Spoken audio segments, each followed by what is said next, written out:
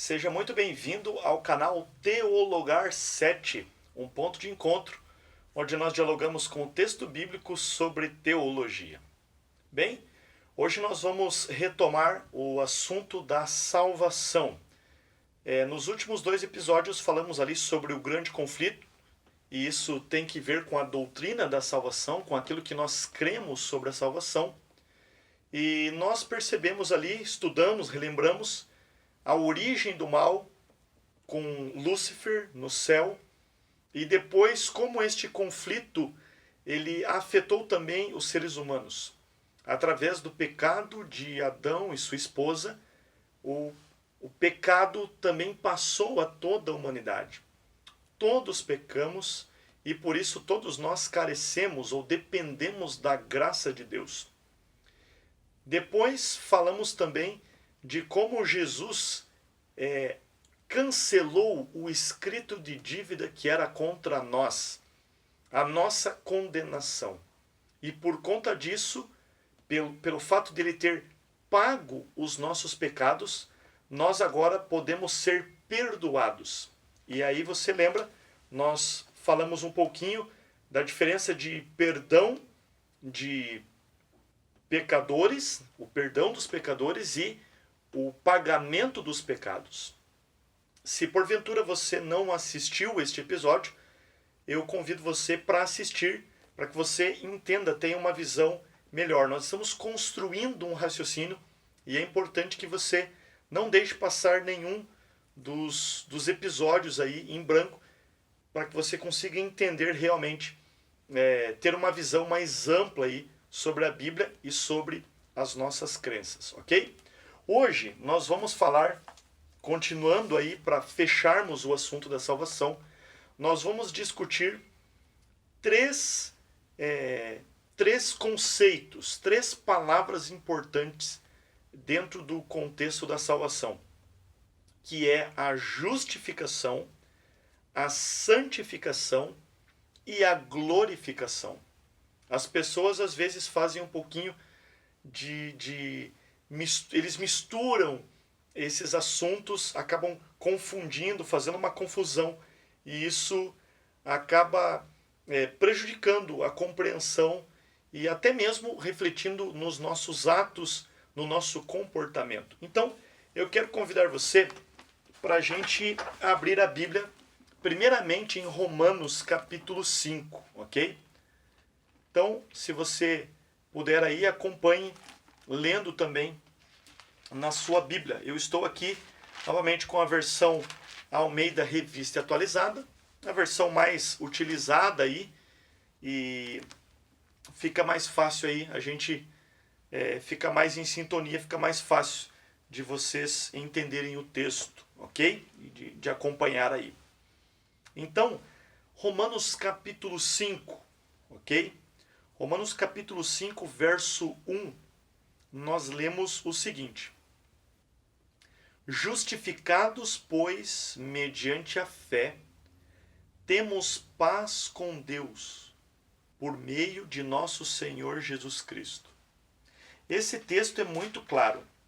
Justificados, pois, mediante a fé, temos paz com Deus, por meio de nosso Senhor Jesus Cristo. Esse texto fala claramente que o que nos traz paz junto de Deus é a justificação. Há um outro texto, na minha versão aqui está na mesma página, só que agora no capítulo 3. Dê uma olhada aí, no capítulo 3, verso 28. Paulo, depois de construir um raciocínio sobre a justificação, ele conclui o seguinte, Romanos 3, verso 28.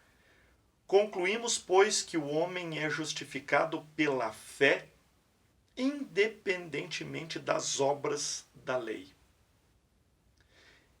Então, vamos juntando os textos. Primeiro, Paulo nos diz que a justificação é que nos traz paz, é o que nos reconcilia com Deus. Paulo também diz que nós somos justificados pela fé. Tanto no capítulo 5, justificado pois mediante a fé, como no capítulo 3, Concluímos, pois, que o homem é justificado pela fé, independentemente das obras da lei. E agora, se a gente for também para Efésios, para a carta aos Efésios, também de autoria paulina, no capítulo 2 e no verso 8 e 9, nós lemos o seguinte. Efésios capítulo 2, verso 8 e 9, diz assim: porque pela graça sois salvos, mediante a fé. E isto não vem de vós, é dom de Deus. O que é dom de Deus? O que não vem de nós? É este processo de salvação. Tanto a graça como a fé. Tudo isto é um dom de Deus. Então, Deus nos presenteou, Deus nos agraciou com a sua graça e também concedendo a nós a fé. Mas aí você pode dizer, então, pastor, quer dizer que todos estão salvos? Afinal, Deus deu de presente a graça e a fé, então, e isso é independente das obras, então significa que todos estão salvos? Sim. Todas as pessoas estão salvas. Todos, sem exceção. Então, todos vão para o céu? Não. Todos estão salvos. Mas nem todos receberão a vida eterna, o novo céu e a nova terra.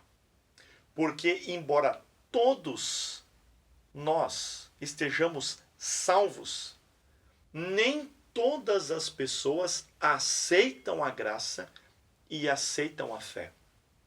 Você está entendendo? Assim como o amor de Deus pode ser rejeitado, a sua graça e a fé que ele concede também podem ser rejeitadas. Então, isso é algo importante de nós entendermos. A graça de Cristo cobriu todos os pecados. Todos nós fomos perdoados. O problema é que algumas pessoas acabam recusando esta salvação. Mas para aqueles que não a rejeitam, eles são justificados. O que é a justificação? Vamos voltar novamente lá para Romanos capítulo 5. A Bíblia diz, justificados, pois, mediante a fé, temos paz com Deus por meio de nosso Senhor Jesus Cristo. O que é a justificação? Bem, a justificação é um ato legal. A palavra justificação, que Paulo utiliza em suas cartas, é um termo legal. Paulo era conhecedor de leis. Paulo era um advogado também. A gente percebe isso pelos seus escritos. Ele conhecia muito da lei romana, muito da lei judaica também. E ele usa esse termo legal, um termo do direito. E esta palavra, esse termo, significa ser declarado justo. Nós não nos justificamos, nós somos justificados. Ou seja, o ato de justificação é um ato externo. Ele não é um ato interno, ele é algo externo a nós. Nós somos passivos neste caso. Deus nos justifica por meio de Cristo Jesus, por meio do sacrifício de Jesus. Então, nós somos culpados. Nós somos pecadores que merecemos a morte. Mas porque Cristo morreu, ele agora constrói uma ponte, ele nos liga até Deus. Então, quando nós confessamos os nossos pecados e pedimos perdão pelo que fizemos, Cristo Jesus, por meio de seu sacrifício, por meio de seu sangue, ele nos purifica por completo. E então nós somos declarados justificados. Veja que isto é um ato externo. E nós somos justificados mediante a fé. O que é a fé? Bem, Hebreus tem uma descrição clássica sobre a fé. A fé é a certeza, é a esperança que nós temos. Nós não vemos, nós não conseguimos nem mesmo explicar e entender tudo, mas nós acreditamos, nós aceitamos que Jesus morreu por nós.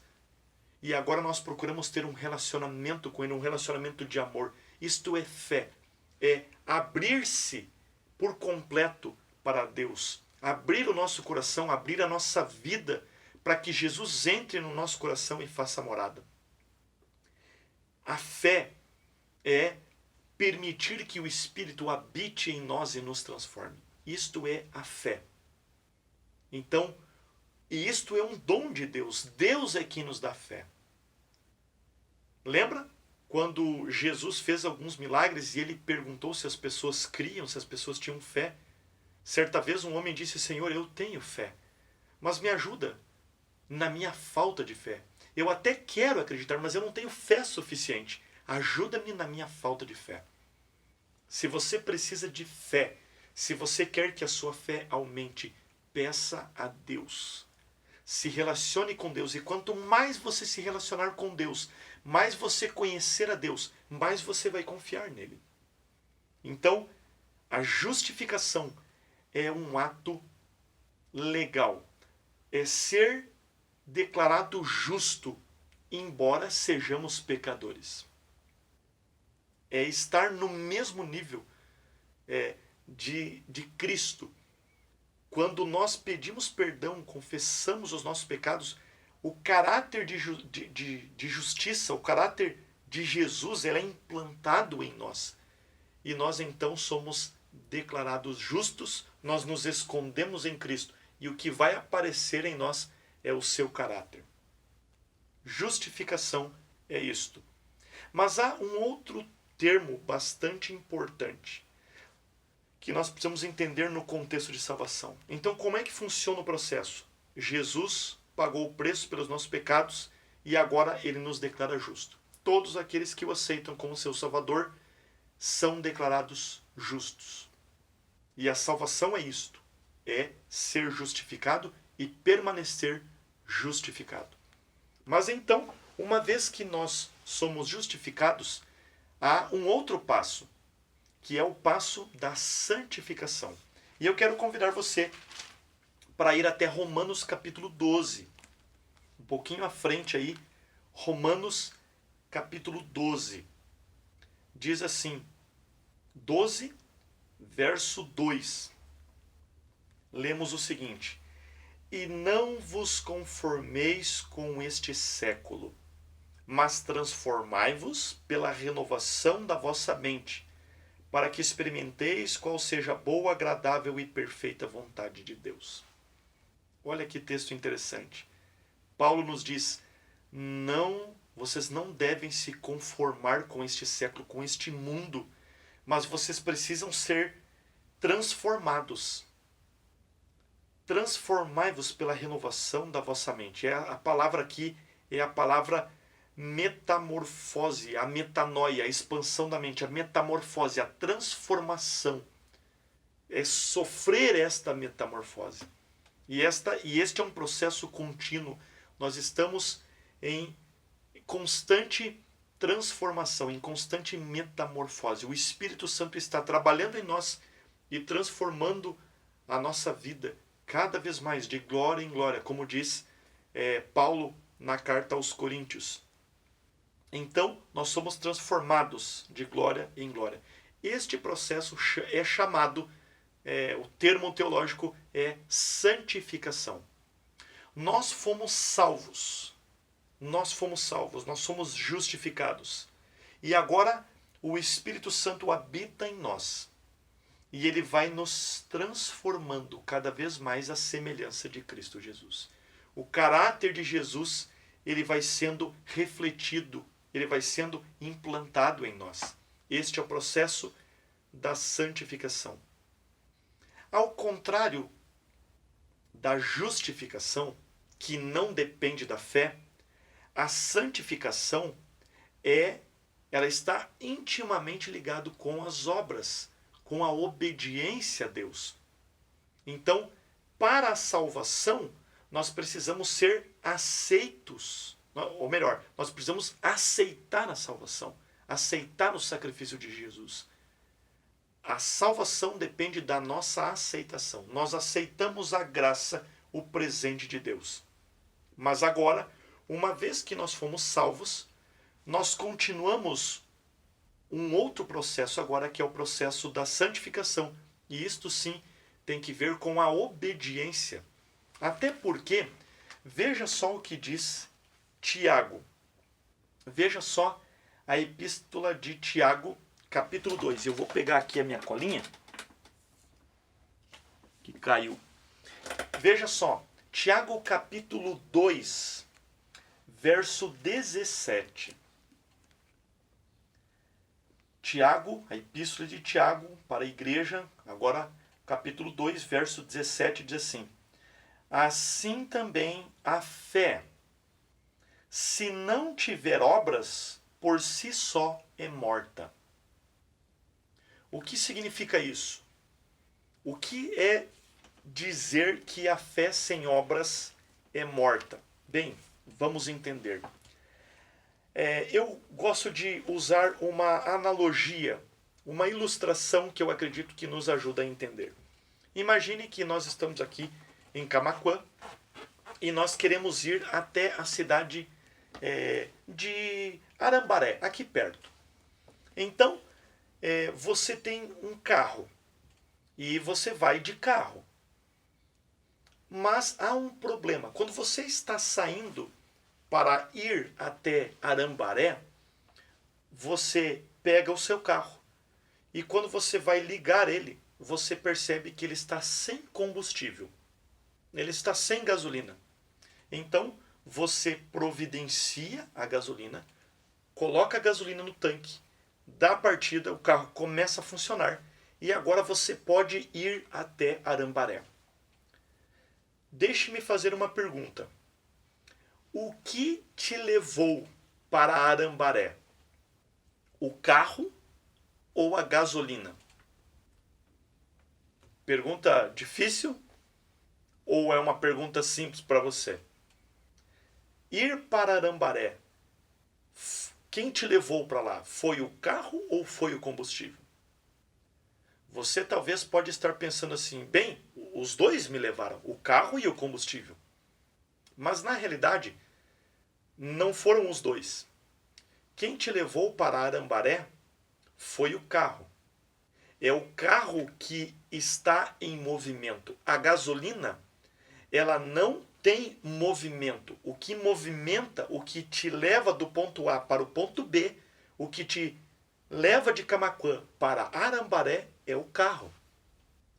Mas o combustível para este carro funcionar é a gasolina. Então, você poderia ir com o carro até Arambaré sem gasolina? Talvez você diga assim, puxa, eu poderia ir empurrando o carro, ou então sendo rebocado.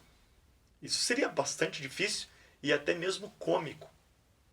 Então, voltando à ilustração, vamos entender o seguinte: o carro é a fé. A fé é o que te move. A fé é o que te faz andar. Você é salvo pela fé. O detalhe é que a fé, ela é alimentada pelas obras. Pense comigo uma outra analogia. Você está namorando alguém, ou até mesmo casado, e aí então você fala para o seu cônjuge que você a ama, né? Vou usar aqui a minha experiência aqui em casa. Eu digo para minha esposa Franciele que eu a amo de todo o meu coração. Se eu a amo, obviamente que eu quero fazê-la feliz.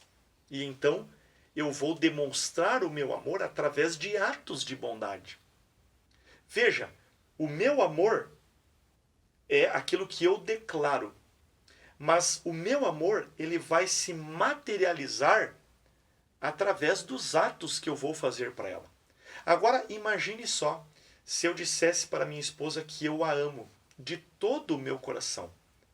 Mas, ao invés de demonstrar isso, eu bato nela, eu agrido, eu não a protejo, eu xingo ela, eu falo palavras duras para ela, e eu não demonstro nenhuma atitude de carinho. Você acha que a minha esposa iria acreditar que eu a amo? É óbvio que não. Então, podemos entender por essa analogia o seguinte: a fé é essa declaração que eu amo a minha esposa. Eu a amo, eu decidi casar-me com ela. Então, isto é a fé. Agora, este amor, ele é alimentado pelas ações, pelos atos de amor, de cuidado, de carinho que eu vou demonstrar. Então, voltando aqui para a nossa definição de santificação, a santificação é isso. Nós fomos justificados pela fé, mas agora nós mantemos esta fé sendo alimentada. Porque se ela não for alimentada, ela vai morrer, como diz Tiago, capítulo 2, verso 17. Ela precisa ser alimentada constantemente. E ela é alimentada pelas obras, pela obediência. Mas nós não podemos confundir. Salvação é pela fé. É a graça mediante a fé. A santificação é este processo de crescimento em Cristo. Quanto mais eu amo, mais eu desejo fazer a sua vontade. Mais eu quero demonstrar o meu amor, a minha gratidão por tudo que ele fez. E através das minhas obras eu vou externalizar ou materializar a minha fé. Você entendeu? Este é o processo de santificação. Transformar, permitir que o Espírito continue transformando a nossa vida todos os dias, cada vez mais à semelhança de Cristo Jesus.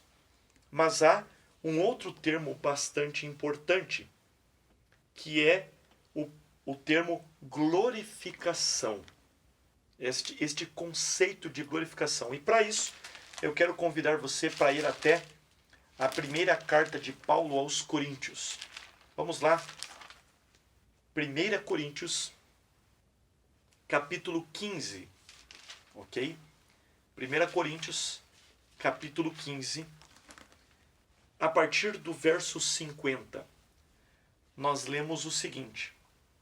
1 Coríntios, capítulo 15, a partir do verso 50. Isto vos afirmo, irmãos, que a carne e o sangue não podem herdar o reino de Deus, nem a corrupção herdar a incorrupção. Algumas pessoas entendem isso de forma literal, né? Como se Paulo estivesse dizendo que no céu não vai existir carne e sangue. Mas nós precisamos entender que dentro deste contexto, desta carta, a expressão carne e sangue significa justamente essa nossa natureza pecaminosa. Ok? Então nós poderíamos ler da seguinte forma. Isto vos afirmo, irmãos, que a natureza, o homem pecador, não pode herdar o reino de Deus. E nem a corrupção, ou seja, nem essa degradação do pecado poderá herdar a perfeição, a incorrupção. Eis que vos digo o mistério, nem todos dormiremos, mas transformados seremos todos. No momento, num abrir e fechar de olhos, ao ressoar da última trombeta, a trombeta soará. Os mortos ressuscitarão incorruptíveis, ou seja, completamente transformados. E nós seremos transformados também. Porque é necessário, verso 53, que este corpo corruptível, e aí você entende, agora o verso 50, essa ideia do que é a carne e o sangue, é necessário que este corpo corruptível, ou seja, este corpo pecador, este corpo que tem a natureza pecaminosa, seja revestido da incorruptibilidade. E o corpo mortal, ou seja, o corpo pecador, se revista da imortalidade, da impecabilidade também. Então, ele fala no verso 54, e quando este corpo corruptível se revestir de incorruptibilidade, e o que é mortal se revestir de imortalidade, então se cumprirá a palavra que está escrita: tragada foi a morte pela vitória. E essa morte aqui a gente sabe que é o resultado do pecado. Então perceba, a glorificação é quando Jesus voltar a essa terra e retirar de nós a natureza pecaminosa. Não somente a natureza pecaminosa, mas como todos os efeitos da natureza pecaminosa. Eu, por exemplo, terei cabelo depois da glorificação. Nós teremos um corpo completamente transformado. E tudo aquilo que é efeito do pecado, tudo aquilo que o pecado trouxe, tanto as consequências morais como as consequências físicas, elas serão completamente removidas. Nós teremos um caráter perfeito, teremos um corpo perfeito. E então habitaremos para sempre com Jesus, com Deus, viveremos para sempre na presença da divindade. E isto acontecerá somente na volta de Jesus. Então, nós fomos justificados, fomos declarados justos, uma vez que aceitamos a Jesus Cristo como nosso único e suficiente Salvador. E então agora começamos um processo de transformação. A salvação vai produzindo uma transformação. Nós vamos rejeitando cada vez mais o pecado e nos apegando cada vez mais à lei de Deus. Até que Jesus volta e então ele tira de nós a nossa natureza pecaminosa. Ele tira de nós esta vontade, esse instinto pecaminoso. E então nós alcançamos a glorificação. Queridos, é necessário ficar muito claro este assunto. Nós não somos salvos pelas nossas obras. Mas uma vez que fomos salvos e permitimos que Jesus entre no nosso coração, que o Espírito nos transforme, nós vamos cada vez mais obedecer. A obediência não nos salva, mas a obediência é consequência da salvação. A glorificação será a conclusão deste processo. Não imagine que antes da volta de Jesus você vai conseguir alcançar um estado de perfeição completa, como alguns tentam argumentar. Antes da volta de Jesus, nós não seremos completamente transformados e alcançarmos um nível de perfeição onde nós não vamos pecar. A diferença é que uma vez que nós aceitamos a Jesus, nós vamos odiar o pecado. Nós não vamos conseguir, nós não vamos querer pecar e nós vamos lutar porque nós temos uma natureza pecaminosa. Mas esta é a experiência que nós vamos viver, a experiência do crescimento em Cristo. O Espírito Santo vai nos transformando e vai nos dando poder cada vez mais para obedecermos a Jesus, para demonstrar o nosso amor a Ele, a nossa gratidão, através de boas obras. Então, entenda este assunto. Nós somos salvos pela graça, mediante a fé. As obras são o resultado desta salvação, desta justificação. E a glorificação será a conclusão deste processo, quando Jesus Cristo voltar a essa terra. O meu desejo para você é que você aceite Jesus de todo o seu coração. Aceite o sacrifício de Jesus em seu favor. Aceite a graça, o presente que Ele dá. Desenvolva a sua fé, pedindo a Jesus que aumente a sua fé, se relacionando com Ele, procurando conhecê-lo cada vez mais. Permita também que o Espírito Santo te ajude a ser transformado. Não se conforme com as coisas deste mundo, mas procure obedecer cada vez mais a Deus, para ter uma vida mais feliz. E como resultado da salvação, nós recebemos esse presente que é essa transformação. E se prepare para a volta de Jesus. Quando Ele voltar, Ele vai glorificar você e a mim. E então, por meio desta glorificação, nós poderemos então viver para sempre. Com Jesus, com a divindade, viveremos para sempre na presença do nosso Deus. Que Deus abençoe muito você e que este processo aconteça na sua vida. E lembre que tudo isso é uma dádiva de Deus. Peça a Ele que o Espírito Santo realize essa transformação e te prepare para o encontro com Jesus. Esse é o meu desejo, esta é a minha oração para você. Tenha uma boa semana, que Deus abençoe muito você e a sua família, e até o nosso próximo vídeo.